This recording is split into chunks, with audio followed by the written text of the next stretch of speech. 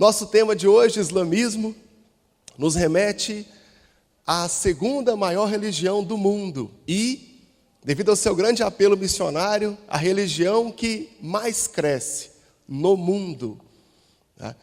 Já existe mesquita no Brasil, nos Estados Unidos é comum, em todas as capitais nós já temos mesquitas para o culto muçulmano, para o culto islâmico. No final do século XX, um grande boxeador, um grande pugilista, Cassius Marcellus Clay Jr., foi um homem que ajudou muito a divulgar a ideia do islamismo. Quando ele se converteu, ele mudou o nome dele para Muhammad Ali, Muhammad al-Hajj. E nós conhecemos como Muhammad Ali, o lutador, aquele boxeador, um dos grandes nomes que falam bem do islamismo. No entanto, depois do 11 de setembro, do ataque às Torres Gêmeas do World Trade Center e o ataque ao Pentágono, a ideia da religião, ou o modo como nós recebemos informações sobre os muçulmanos não é tão boa assim, O cinema não retrata muito bem, Filmes como Falcão Negro em Perigo, o filme Guerra ao Terror, vencedor de 6 Oscars em 2009. Em 2012 foi lançado o filme Ato de Coragem. Todos os filmes que representam todos os muçulmanos, todos os islâmicos, como se fossem todos terroristas. Mas eu acho que esse é um erro muito grande. Hoje existe no mundo 1,4 bilhão de muçulmanos. Se todos fossem homens-bomba, teríamos um mundo muito mais difícil de conviver, de sobreviver. E a Marvel Comics, detentora dos direitos do Homem-Aranha, do Homem de Ferro, do Superman, dos X-Men, lançou esse ano, ainda está em gibi, mais uma heroína muçulmana. Até anotei o nome dela aqui, é a Kamala Khan, uma muçulmana de origem paquistanesa e que a partir desse ano compõe o rol de heróis da Marvel Comics. Então nós vemos que esse avanço do islamismo no mundo tem reflexo nas artes, tem reflexo agora no cinema, e não demora muito, vai surgir um filme com essa muçulmana, Mas, de todo modo, nós temos grandes grupos extremistas e fundamentalistas entre os muçulmanos. Hoje eles se dividem basicamente em 2 grupos. Os xiitas, que são maioria no Irã e Iraque. Esse é um grupo mais radical. Ele entende que o Alcorão, que é o livro sagrado, ele é a única regra de fé dos muçulmanos e que a liderança, ela representa Deus. Então, hoje, o xiita entende que o líder político, ele não erra, ele é a voz de Deus. Então, quando o muçulmano hoje, xiita, ouve um comando do líder político, ou ele tem que defender os interesses da nação, ele entende que está defendendo os interesses de Deus. Eles são a maioria no Irã e Iraque, como eu falei. E existem os sunitas, que são a grande maioria, que não são tão radicais assim, apesar que o Talibã do Osama Bin Laden é sunita. O Bin Laden ele era sunita. Eles já entendem, do mesmo modo que o Corão é um livro sagrado, mas também os Sunas, que é um outro livro que contém também citações de Maomé e de outros profetas. Esse grupo, os sunitas, eles não enxergam a liderança política como sendo inerrante, como sendo livre de erro e nem ouvir-se a voz de Deus. O líder político ele também erra, também falha, é passivo de interpretação dos seus atos. Então eu tenho no grupo sunita menos radicalismo. E eu vi uma curiosidade interessante, porque a expressão fundamentalista, ela começa na igreja evangélica. Um pastor batista do Sul, reverendo Kurt Laws, do Tennessee, ele fala que é fundamentalista, porque a fé dele vai até o fundamento, que é a Bíblia. Então ele é fundamentalista, porque a fé dele parte do fundamento, parte da palavra de Deus. Do mesmo modo, a expressão radical, o Karl Marx, o grande nome da sociologia, fala para a filha dele que ele é um radical, porque ele vai até a raiz do problema, o latim ratio. Então ele é um radical, que ele vai até a raiz do problema. Interessante como é que essa palavra muda de peso, de significado ao longo do tempo, essa evolução da língua. Ponto interessante é que existem sim grupos radicais entre os muçulmanos, mas eles não são maioria. Mas o modo como a nossa mídia recebe a informação nos faz pensar que todo muçulmano é terrorista. Como eu escutei de uma famosa apresentadora de TV nos Estados Unidos, que ela disse assim: pode não todo muçulmano ser terrorista, mas todo terrorista é muçulmano. Isso é uma frase de uma imbecilidade tamanha, porque quando a Al-Qaeda comete um ato terrorista, nos jornais ocidentais, divulga a notícia: terrorista muçulmano. Mas quando o ETA comete um atentado terrorista, ninguém fala terrorismo cristão, terrorismo católico. É sempre o indivíduo. Mas quando é o muçulmano, eu digo que é toda a religião, não é? Quando um pastor que usava bigode fala que você não pode nem sequer denunciar um pastor que está roubando dinheiro da igreja, porque senão você vai tocar no ungido. Inclusive, ele conhece um ungido que morreu. Ninguém chama esse pastor de radical. Isso é o modo como nós recebemos e processamos essa informação que recebemos de outro povo, né? De outra cultura. Nós vamos falar do islamismo mais um pouco. Como é que surge o islamismo? Ele surge na Arábia e que até o século VII não tinha união política. Nós chamamos hoje de Arábia pré-islâmica. Ela era dividida em grandes tribos e, curiosamente, ela era politeísta. Haviam mais de 360 deuses que eram adorados nessa Arábia pré-islâmica. Eram formados basicamente de dois grupos: os árabes beduínos, que eram árabes seminômades, que viviam em desertos e basicamente da criação de animais, e os árabes urbanos, que viviam no litoral e que viviam do comércio. Acho que todo mundo aqui pode ter visto em algum filme aquelas longas caravanas de camelos que vendiam coisas, sempre vendiam do Oriente para o Ocidente. Esses aí são os árabes urbanos. Em 570, vai nascer Maomé, a pessoa que vai mudar definitivamente e irremediavelmente a história da Arábia, e que ela, como eu disse, nós chamamos hoje de pré-islâmica, né? Ou talvez pré-Maomé. Maomé se torna um grande estudante dos monoteísmos que haviam até então, que era o judaísmo e o cristianismo. Ele se casa, depois de casado resolve tirar um tempo como eremita, vai para o deserto para meditar, para se isolar um pouco. Ele volta para casa depois de alguns meses, dizendo para a esposa que recebeu de Alá, que recebeu de Deus, toda a instrução, toda a informação do que era a vontade de Alá e dos princípios do islamismo. E Maomé morava em Meca, e ele começa a pregar em Meca as ideias do islamismo. Em 622, Maomé é expulso de Meca. Lembra que a Arábia pré-islâmica era extremamente politeísta? Uma pregação monoteísta atrapalhou muito os sacerdotes que haviam lá, na cidade de Meca. Então, Maomé é expulso de Meca junto com sua família. E ele se muda para Medina, que se chamava Iatrebe, antes de Maomé. Medina significa cidade do profeta. Ele se muda para Iatrebe, que depois vai mudar o nome para Medina. Um detalhe: em 630, Maomé consegue converter toda a cidade de Iatrebe, que passa a chamar Medina, forma um exército e volta para Meca para tomar Meca de volta. Essa nós chamamos de Primeira Guerra Santa. 622, o início do islamismo com a pregação de Maomé, mas 630 é o marco do islamismo no mundo. Quero que os irmãos façam um cálculo comigo. Em 622 ele foi expulso de Meca. Em 630 ele tinha convertido toda a cidade de Medina e forma um exército que volta para assumir o controle de Meca novamente.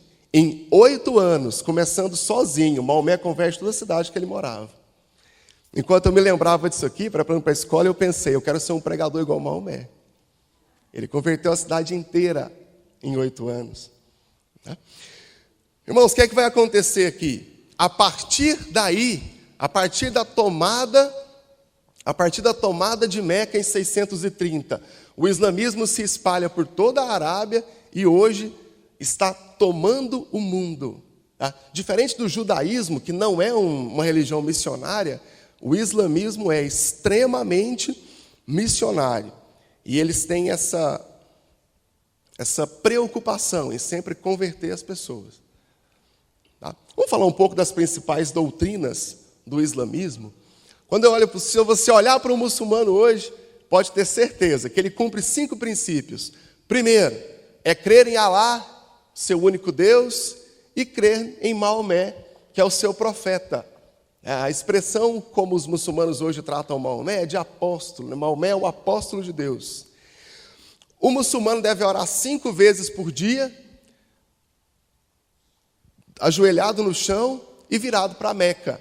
Virado para Meca porque é a cidade de Alá, é a cidade da adoração, e todos ajoelhados no chão, para demonstrar que diante de Alá, todos são iguais. Ele deve respeitar o Ramadã, que é um mês sagrado, em que acontece um jejum durante todo o mês do Ramadã. O jejum começa do amanhecer até o anoitecer, e o muçulmano só come à noite. Esse é o mês do Ramadã. Ele deve também ser generoso com os pobres, deve doar parte do seu salário para os mais pobres, e ele tem que peregrinar a Meca. Pelo menos uma vez na vida, todo muçulmano vai a Meca para adorar lá. E esses são os 5 pontos básicos da religião islâmica, dos muçulmanos. Vamos entender um detalhe aqui. A religião se chama islamismo. Então é comum dizer islâmicos. Muçulmano, quem nasce lá. Mas acaba que nós confundimos hoje, não há diferença em português. Se eu disser muçulmano, aquele que se converte à religião, ou aquele que nasceu lá. Entre os muçulmanos eu tenho uma religião politeísta, em que Deus é o centro. O muçulmano não entende hoje que existe diferença entre governo político e governo religioso. O que para a gente hoje é muito claro, né? Que a liderança política não tem, e até devido à variedade religiosa no nosso país, ele não pode adotar uma religião, porque isso implica em perseguição a todas as outras. Agora, para eles, não. O muçulmano hoje ele não consegue enxergar um governo que não seja um governo de Deus. E tem até coerência dentro da religião, porque se Alá é o Deus Todo-Poderoso, se Alá controla todas as coisas, um governante que professa a fé em Alá, ele tem que ser respeitado como liderança política ou religiosa, que para eles é a mesma coisa. E que para a gente não. Irmãos, vamos falar então das suas principais doutrinas, que aqui é onde eu quero dedicar mais tempo, e nós vamos contestar essas doutrinas ou entender como é que elas acontecem. Primeira regra do islamismo é o Alcorão, ou Corã, também é pronunciado dessa forma. O Alcorão é o livro sagrado dos muçulmanos, ele tem os ensinamentos de Maomé e, curiosamente, ele tem trechos da Bíblia hebraica, do nosso Antigo Testamento. Então, no Alcorão, eu vou encontrar Abraão, vou encontrar Jesus. Jesus é um profeta no islamismo. Qual a diferença? Para nós, Jesus é o Filho de Deus. Ele é o centro da nossa Escritura. Quando eu olho para o Antigo Testamento, eu vejo que os profetas profetizavam a vinda de Jesus. No Novo Testamento, eu tenho os evangelhos que narram o ministério de Jesus e os demais livros atestam, comprovam que Jesus Cristo veio, né? E o centro da nossa fé é Jesus. Para o Alcorão, Jesus é mais um no nabismo, na linhagem dos profetas, sendo então Maomé o grande profeta de Deus. Essa é a diferença. Em teologia, eu chamo o islamismo de religião abraâmica, do mesmo modo que o judaísmo e cristianismo. Só que enquanto o judaísmo entende que Jesus não veio, o cristianismo entende que Jesus veio e é o Filho de Deus, o católico e evangélico entende do mesmo modo que Jesus é o Filho de Deus. E os muçulmanos entendem que Jesus é mais um profeta, como Moisés, Elias e todos os outros, João Batista, e Maomé é o grande profeta de Deus. Essa é basicamente a diferença em relação às profecias, né? A presença do profeta. Mas então o Corã é o livro sagrado. Nós então podemos olhar para o Alcorão e ver nele algum tipo de de verdade, né? Por que a Bíblia do muçulmano está errada e a minha está certa? Ora, irmãos, eu vou usar um argumento só com todos. Os livros do Antigo Testamento profetizam de Jesus. Fala que o Filho de Deus virá. Abalarei todas as nações e o desejado das nações virá. Isaías fala que virá um menino em que o reino do mundo está sobre os seus ombros. E em todo o Antigo Testamento, eu não vejo profecia que fala de outro profeta depois de Jesus. Fala do Filho de Deus, que nascerá de uma virgem. Então, nós não vemos coerência com trechos do Antigo Testamento, que inclusive existe na Bíblia hebraica, e que faça sentido com o restante do Alcorão. Não tem. Então, nós entendemos, e nós cremos assim, de que Jesus é o Filho de Deus. Ele é a excelência da criação, e a plenitude dos tempos foi quando Jesus veio. E Jesus veio nos trazer a graça. Ele não veio abrir espaço para o novo profeta. Então, todo o ensinamento do Alcorão se torna para a gente uma heresia ou uma religião que nós não entendemos que seja verdadeira. Nos outros pontos, a gente entende mais a questão do Alcorão, mas, por enquanto, é isso. Eu não posso dizer que Alá seja um Deus diferente do que nós cremos, né? Eu até já falei isso uma vez aqui, que se eu tenho o meu Deus, você tem o seu, lá atrás a irmã tem a sua, aqui na frente o irmão tem seu Deus. Isso não é Deus, isso é um desodorante, isso é um shampoo, creme dental. Em teologia, Deus é Deus em qualquer lugar, ou Ele não é Deus em lugar nenhum. Só pode existir um Deus. Nós cremos nele, somos salvos pelo sangue dele. Só que, quando eu digo Alá, a tradução em português, ou a contextualização, seria Deus mesmo. Então o muçulmano crê que existe um Deus, que é onipotente, que é onipresente, que é onisciente, que é criador de todas as coisas e que é bom. No entanto, tem dois detalhes. Os muçulmanos não creem na Trindade, que Deus é Pai, Deus é Filho e Deus é Espírito Santo. Não são três deuses, é um Deus apenas. Não é um Deus que se revela de três formas, não. Não é um Deus de três cabeças. Não é um Deus que se revela em Deus Pai, Deus Filho e Deus Espírito Santo. São três deuses, ao mesmo tempo é um só. Esse é o mistério da Trindade, foi a nós revelado. Ele deve ser crido para depois ser entendido. É o que o Agostinho fala, crer para poder conhecer. Primeiro eu creio, depois eu conheço a vontade de Deus. No entanto, o muçulmano entende que só existe Alá, existe Deus. Só que apesar de Alá ser bom, Alá não se comunica com os homens. Alá é santo e nenhum homem pode chegar perto dele. Ele não se comunica com homem nenhum. Então Alá faz uso de duas coisas, do profeta e de anjos. Depois eu falo sobre os anjos, mas conforme a teologia islâmica, os anjos são mediadores entre Deus e os homens. Eles fazem mediação, porque Deus não fala com homem nenhum. Ou Deus fala com o profeta, que é um homem superior, ou Deus fala através dos anjos. Só que o Alcorão esquece Jeremias capítulo 23, versículo 23, que ele fala que Deus é um Deus de perto e é um Deus de longe. Eu creio num Deus que está perto de mim, que eu não sei por quê, porque eu não mereço, mas Ele me amou, e amou você também. Apocalipse, capítulo 3, versículo 20, eis que estou à porta e bato, se alguém ouvir minha voz e abrir a porta, entrarei em sua casa e cearei com ele e ele comigo. Eu poderia falar de muitos versículos aqui que expressem a vontade que Deus tem de ser seu amigo, de ficar perto de você, de perto de mim. O Alcorão é incoerente nesse ponto, ele não conhece o Deus que nós conhecemos. Em relação aos anjos, os muçulmanos entendem assim como nós, que os anjos são criados por Deus, que os anjos são seres espirituais e que existem anjos bons e anjos maus. O primeiro anjo mau foi Satanás, assim como nós cremos. No entanto, Satanás se rebeliou porque ele não quis se curvar diante de Adão. Conforme o Alcorão, Lúcifer, anjo de luz, Lucifer, não quis se curvar diante de Adão, que é a excelência da criação. E aí, nessa rebelião, ele caiu. Outro ponto de divergência, que eu já tinha falado anteriormente, é que os anjos são mediadores. Deus usa anjos para falar com os homens, porque o próprio Deus não fala.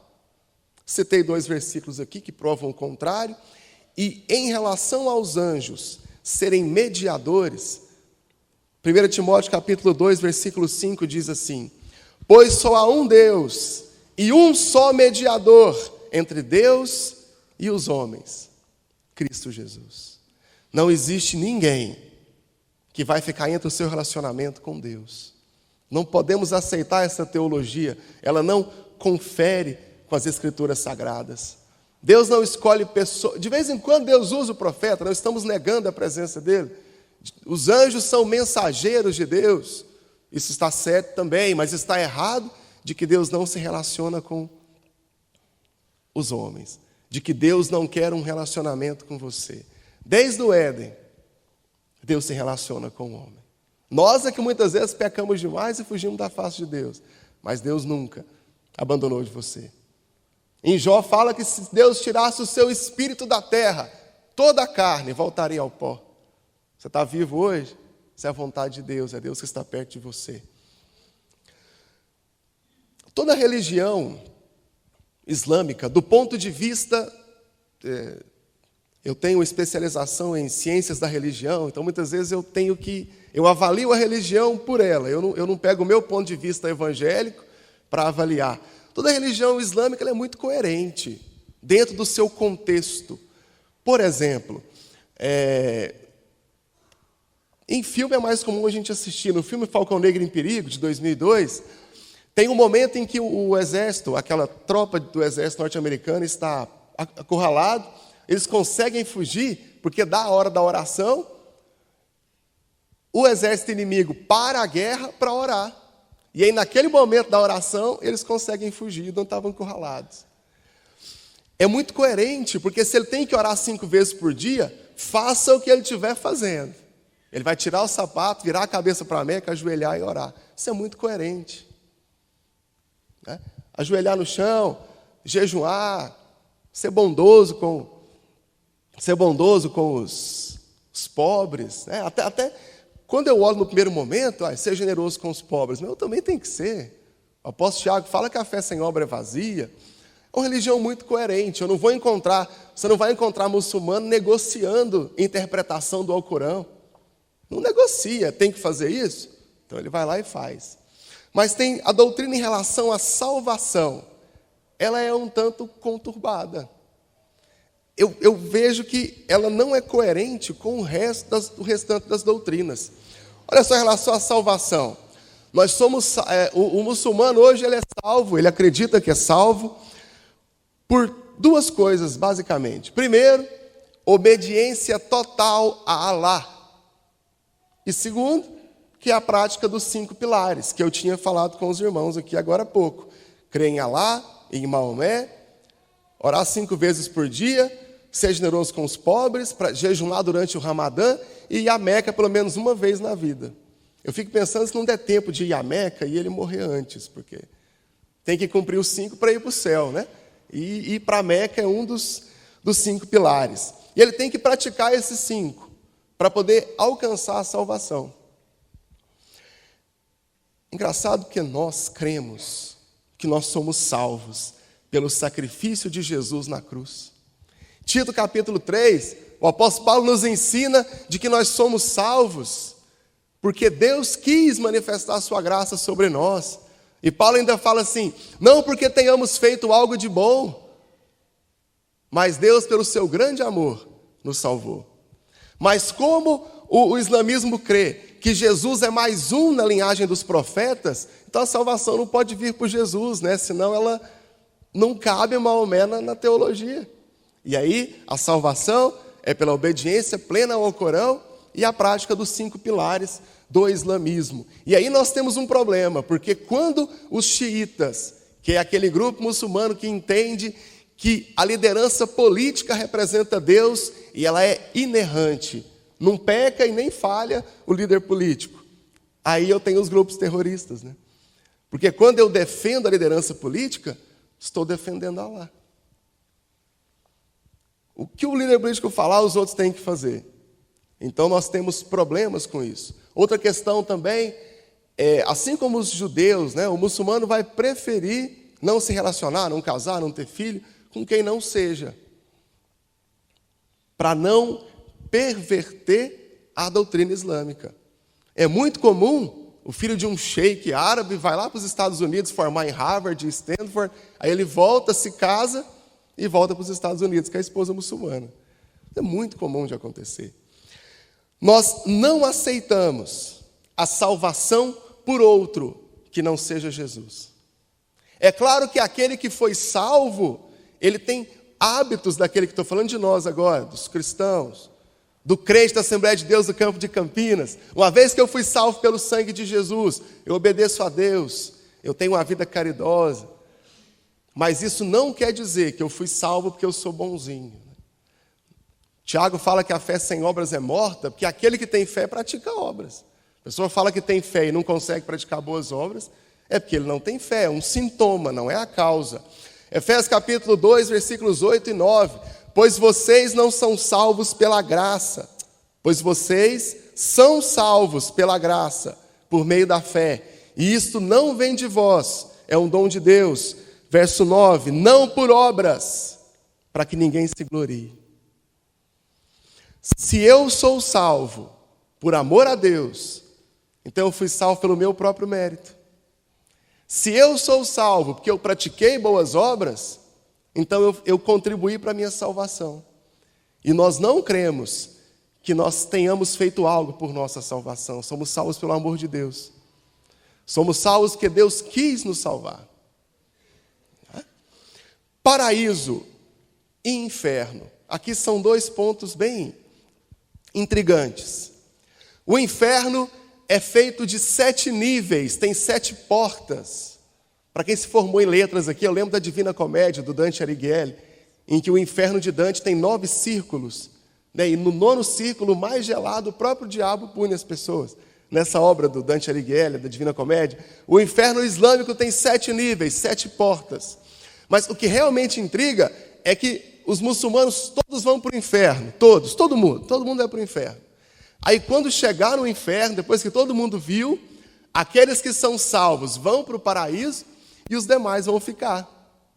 Acho que mata a curiosidade, né? Você viu o inferno, olha, valeu a pena morrer como homem-bomba, valeu a pena praticar o Ramadã, valeu a pena jejuar e ir à Meca, porque eu estou livre disso aqui. E aí, ele vai para o paraíso. Vou falar sobre o inferno primeiro. Assim como nós, os muçulmanos creem que o inferno é um lugar de fogo ardente, um lugar que Allah preparou para anjos maus e para algumas pessoas. São 7 níveis no inferno, 7 graus de punição dentro do inferno. E nós estamos muito mal classificados aqui nesses 7 níveis. O primeiro nível, ele é para os islâmicos rebeldes. Ele é para aquele muçulmano que era meia boca, que não praticava bem a prática muçulmana. Ele está no primeiro nível do inferno. No segundo nível estão os judeus. No terceiro, os cristãos. Todos nós estamos no terceiro nível do inferno islâmico. Os sabeanos no quarto. O quinto, os adoradores do fogo. Os adoradores de Ra. É o deus egípcio Ra. Quem aqui assistiu o filme A Múmia, lembra do Amun-Ra? Os Thundercats também tinham esse Amun-Ra. Amun-Ra é o deus dos mortos, é o deus da escuridão. Seria o mesmo Hades na mitologia grega. E para os egípcios, Amun-Ra, e Ra é o deus sol, o deus da luz. Os adoradores de Ra estão no 5º nível do inferno. No 6º estão os demais incrédulos. No primeiro nível está aquele muçulmano que não praticava bem, né? Então ele não merece a salvação. E no 7º nível, no 6º nível, os demais incrédulos de outras religiões. E no 7º nível, os enganadores, os mentirosos. Então, esses são os níveis do inferno islâmico.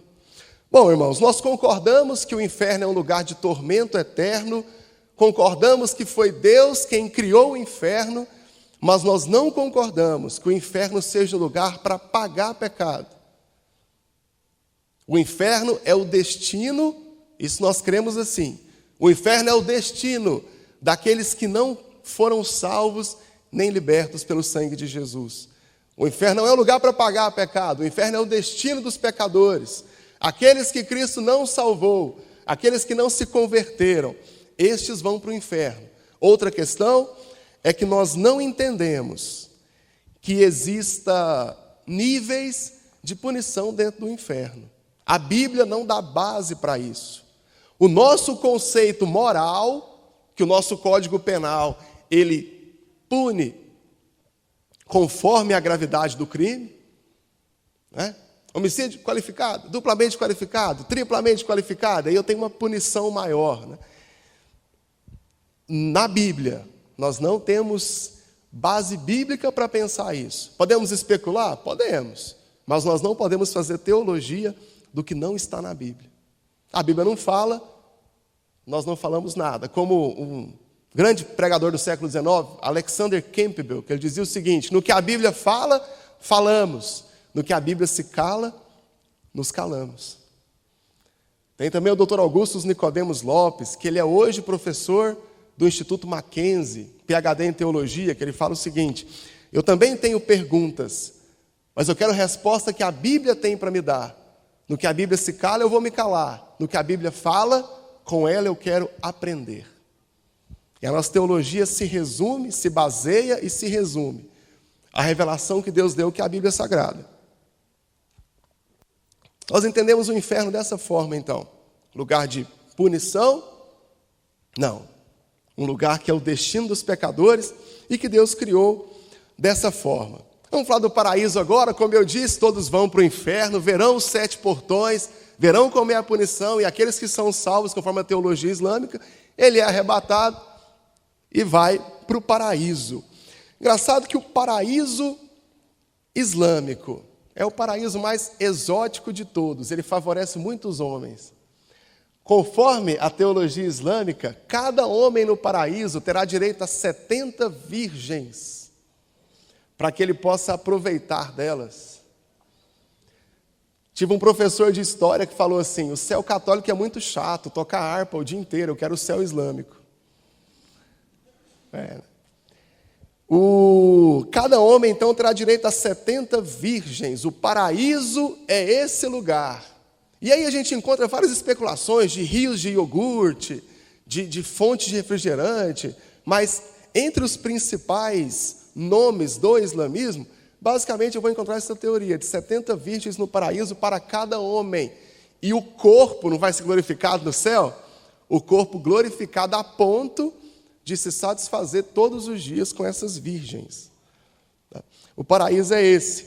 Cada homem terá as suas ouris, é a palavra para mulheres, nós teremos aqui. Essas ouris, essas mulheres, elas nunca envelhecem a mais que 33 anos, sempre jovem, né? Igual as irmãs todas aqui, tem no máximo 30, né? 33. Elas são brancas, têm olhos brancos, mas a retina é preta, grãos negros, tem a pele macia e suave. E toda mulher que morrer idosa, ela será recriada jovem, até 33 anos de idade. Os irmãos estão com essa dúvida e eu também fiquei. Mas como assim? Se é virgem só uma vez na vida, né? Mas quando acaba, ela volta a ser virgem, né? Ficar com o homem não compromete a virgindade dela. No paraíso. Existe um grande nome do islamismo hoje no mundo, que ele tem um programa de TV nos Estados Unidos. Ele é o Sheikh Shaharav, Mohammed El-Shaharav.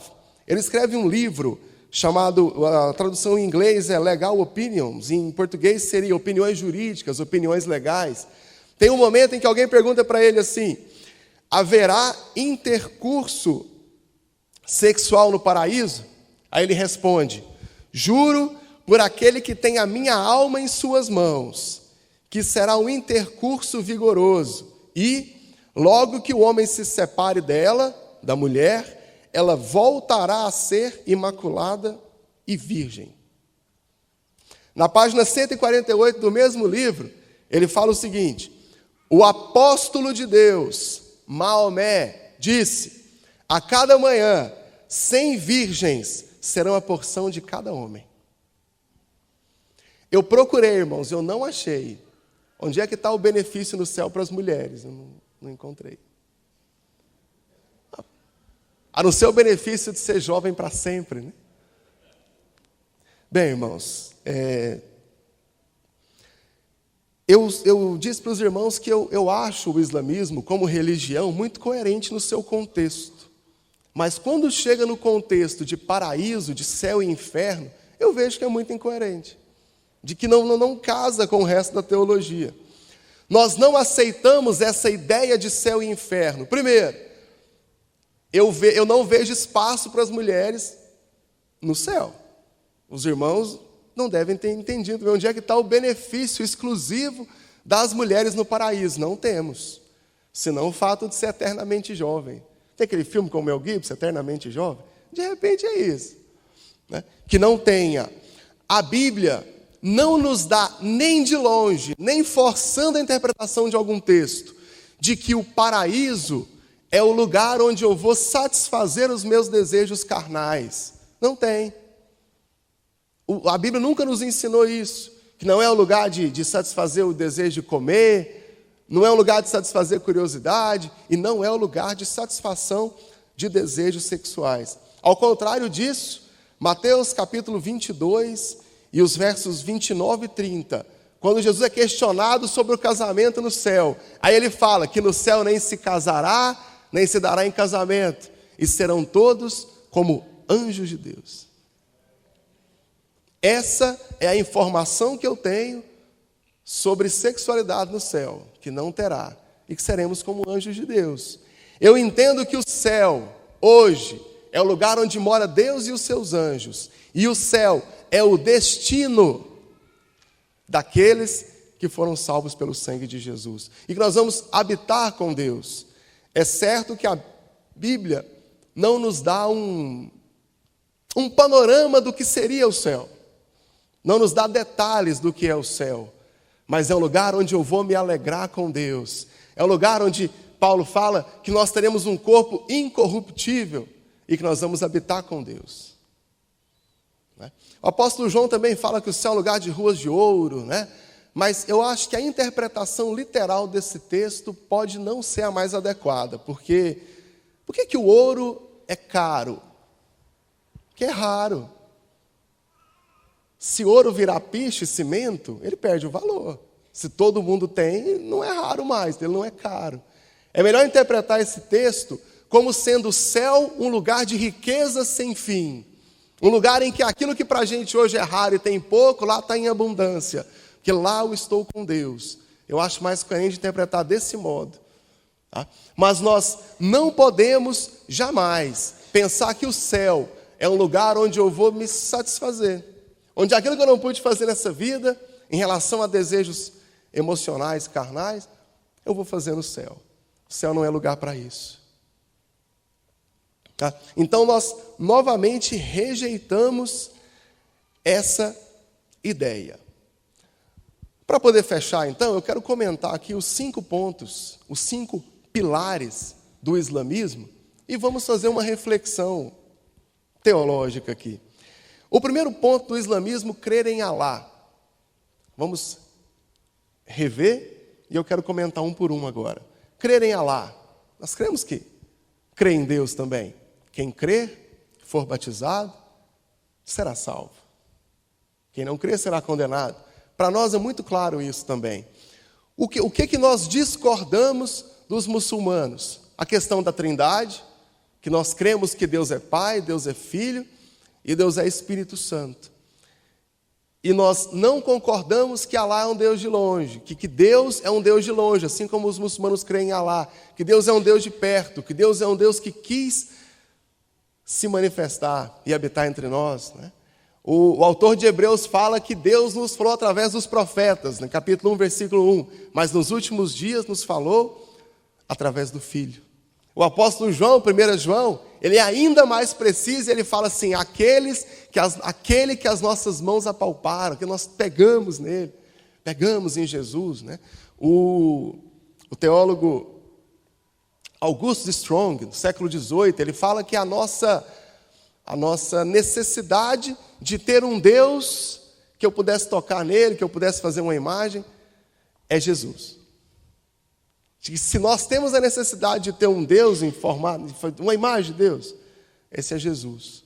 E nós não aceitamos a ideia que eles têm de Alá. E também nós não entendemos que nenhuma liderança religiosa, ela representa a Deus de modo inerrante. Ninguém. Todos erram. O único homem que pisou nessa terra que não errou foi Jesus. E mesmo assim, Jesus ainda fala, por que você me chama bom? Ninguém é bom senão Deus. Nem Jesus, enquanto teve em forma de homem, ousou dizer que era bom. Apesar que ele era bom, sim. Mas ele queria expressar que Deus nos céus é que estava acima de todas as coisas. Né? Crer em Maomé. Aqui nós rejeitamos completamente esta afirmação. Nós não entendemos que Maomé seja o profeta de Deus e nós não entendemos que Jesus seja apenas mais um na linhagem dos profetas. Pelo contrário, nós entendemos que ele é um falso profeta e nós rejeitamos Maomé como profeta. Jesus é o grande profeta. Ele é aquele que morreu na cruz por nós. Nós entendemos que a salvação chegou até nós por causa de Jesus. Se Maomé tivesse crido em Jesus, teria ido para o céu também. O terceiro ponto é que ele deve ser generoso com os pobres. Nós também temos que ser. Mas nós não associamos a salvação à prática de boas obras. Nós entendemos que nossas boas obras acontecem porque os frutos do Espírito estão em nós. Que o Espírito Santo plantou em nós o amor. E esse amor pratica os dons do Espírito. Em relação ao Ramadã, ao mês de jejum, ao mês sagrado, nós entendemos que o jejum deve ser uma prática do cristão. O cristão tem que jejuar sempre, periodicamente. Jesus jejuou. Se Jesus jejuava e orava, e nós? E você e eu, irmãos? Não temos que jejuar também? Mas nós não podemos, nós não entendemos que estabelecer um calendário e obrigar as pessoas a jejuar, que isso de algum modo agrade a Deus. Nós não aceitamos essa ideia de que algo que consta no calendário, que todo mundo tem que fazer, e que querendo ou não, e vai fazer para ir para o céu, nós não aceitamos que isso está correto. Né? Nesse ponto nós não aceitamos. Peregrinação a Meca pelo menos uma vez na vida para adorar a Alá. Nós não entendemos que exista, a nossa igreja não entende que existe um lugar especial em que Deus ouve a oração mais lá do que em outro lugar. Nós não entendemos isso. Nós temos que nos reunir em nome de Deus. Então eu construo uma igreja. Não está cabendo, faço uma maior. O dinheiro dá para comprar? Vamos comprar cadeira almofadada. Maravilha, nada de errado com isso. No entanto, nós não pregamos de que na igreja Deus ouve a minha oração mais do que na minha casa, mais do que no meio da rua, mas aonde eu estiver. Porque Deus é Deus de perto, Deus é o Deus de longe, e Deus é onipotente, onipresente, Ele está em todos os lugares. Jesus mesmo contestou essa teoria aqui. Lembra da conversa com a samaritana? E ela perguntou, uns dizem que eu tenho que adorar em Jerusalém, outros não, onde é que eu tenho que adorar? Resposta de Jesus, o Pai busca adoradores que adorem em espírito e em verdade. O próprio Jesus rejeita essa teoria aqui, antes mesmo que ela surgisse, né? Porque o islamismo é do século VII depois de Cristo, Jesus fala que não é por aí. Nós temos sim que adorar a Deus, mas de todo o nosso coração. Tem um profeta do Antigo Testamento que fala, converta-se ao Senhor com jejum, com pranto e com choro. Ageu capítulo 2, versos 12 até o 14. Ele vai dizer para eu converter de todo o meu coração. Então, ir a uma cidade santa, se você tem dinheiro para ir, quer conhecer Jerusalém, pode ir. Uma cidade histórica. Mas o que você vai fazer lá é ver ruínas históricas. Agora, a presença de Deus, adorar a Deus, você vai adorar de todo o seu coração. O lugar é indiferente. Nós também rejeitamos este modo. Irmãos, quanto ao islamismo, quero frisar de novo com os irmãos, nós não podemos enxergá-los como sendo um monte de homem barbudo, que usa turbante, de mulheres que tampam todo o corpo, que falam uma língua estranha e que são todos homens bomba. Não é por aí. Existem sim grupos radicais e que dão trabalho. No entanto, é uma religião mística com um forte apelo missionário e que tem pretensões de ganhar você e a mim. Eu vejo que não demora, devido ao grande avanço do islamismo, e já são, vou repetir, 1,4 bilhão de muçulmanos no mundo.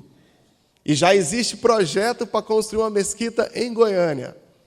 Já existe projeto para isso.